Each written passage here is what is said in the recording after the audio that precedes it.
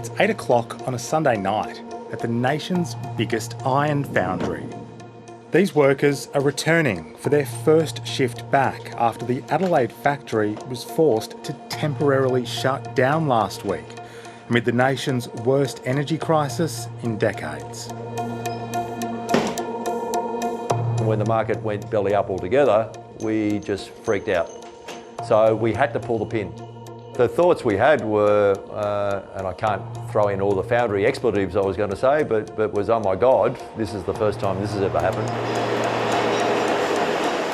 The foundry uses so much power melting steel and other metals to make castings that it buys electricity wholesale, directly from generators. Last week's suspension of the soaring wholesale market meant that for days the business had no idea how much extra it would have to pay on top of its already hefty power bills. The impact on us is potentially in the hundreds of thousands per day. In a first world country, we go to the switch, we expect to be able to flick the switch on and understand what the price is. And that's not what we've got currently. The energy market regulator steps in to keep the lights on. Reduce your energy consumption right now to avoid blackouts. With many coal-fired plants out of action during a winter cold snap, electricity supply shortages along the east coast sent prices skyward, sparking the unprecedented market suspension. It was impossible to operate the system. The market simply wasn't functioning. At the same time, renewable output was down, making the system more reliant on expensive gas to keep the lights on. The problem was that this time of the year, the gas generators wouldn't have expected to have to run, you get more gas. When they went looking for more gas, the cost of that gas was very high. And physically, getting gas from Queensland into places like Victoria is not simple. Global gas prices have soared as the world scrambles to replace embargoed Russian supplies. Australia is a major gas producer and has rapidly grown to become the world's biggest exporter of liquefied natural gas, or LNG. But domestic gas users are paying the same high international price. Some are now pressuring the federal government to reserve supplies for domestic use. So far, up until this recent really nasty difficulty, we've got, broadly speaking, Australian domestic gas consumers did get available gas at a reasonable price. What we're facing right now is a whole of energy supply chain issue, a whole of energy market issue. And so focusing on one particular part of that broader story is to really miss the point of what's going on. People at home can't pay the bills. Companies are going broke because they can't pay their bills. Small businesses are going broke. And we're shipping off millions of tonnes of the gas they need to overseas countries. It's crazy. In 2006, then West Australian Labor Premier Alan Carpenter forced gas producers there to reserve 15% of their output for WA. We need to make sure that we've got energy supplies for the future. But only after talks where gas producers threatened to scrap projects if the policy was implemented. They thought I was bluffing and I'd back down. And I looked back across the table and I said, well, in that case, you haven't got a project, have you? And they went, oh. And I said, OK, you haven't got a project. The meeting's over. You can leave now. And within 24 hours of me laying down the law, they came back and said, oh, look, we've recrunched the numbers. We can do this. Of course they can. They earn billions of dollars. They earn billions of dollars.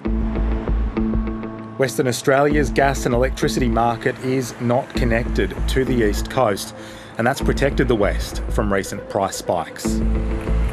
Imagine the Saudi Arabians telling the Saudi Arabian people, we haven't got any oil for you because we're exporting it all.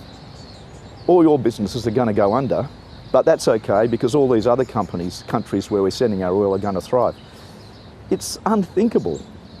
But we've brought on the unthinkable because of political stupidity and pandering to sectional and vested interests right here in Australia. While WA's gas reservation might work there, opinions are divided about whether it's right for the East Coast. A reservation policy would not have solved the problem we've just been working through.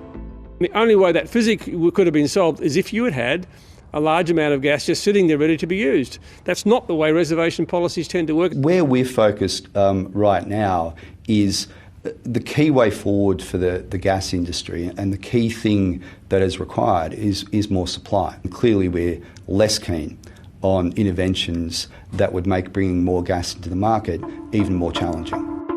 And we will ensure that that shortfall, which we've been advised of today, is not going to occur. In 2017, the coalition government faced a potential shortage of gas and introduced a way to divert East Coast gas exports to the domestic market if a shortfall was forecast. 5 years on, it's not supply but price that's the problem. So the new Labor government is considering changing that policy so it's triggered by high prices instead. We will have a review of the so-called trigger, which is in place. The so-called trigger isn't really a trigger at all, because you pull the trigger and nothing happens until January 1. It's always challenging when you go down an interventionist path of this kind. Why just gas? How do you determine what an appropriate price level might be to activate a trigger? So there are a range of things that would need to be considered very, very carefully before you proceeded down that path. Former WA Premier Alan Carpenter says governments do have leverage they can wield over the multinational energy giants. These companies, overseas owned companies by and large, are making billions of dollars and they're not paying any tax.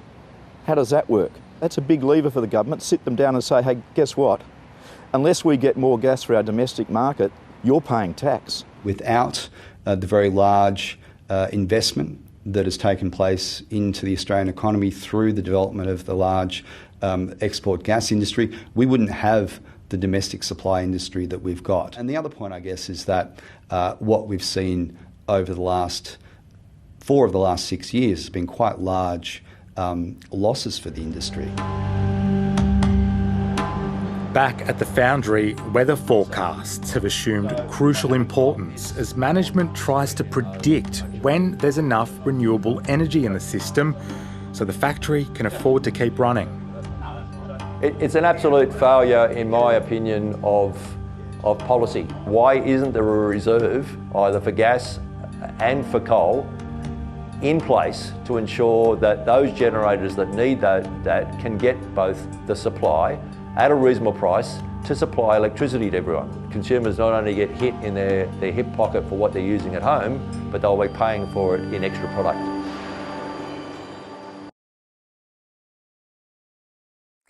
Hi, I'm Lee Sales. Thanks for watching this story. If you'd like to watch more of 730's stories, they are on the left of your screen. And tap on the button below to subscribe and get the latest from ABC News.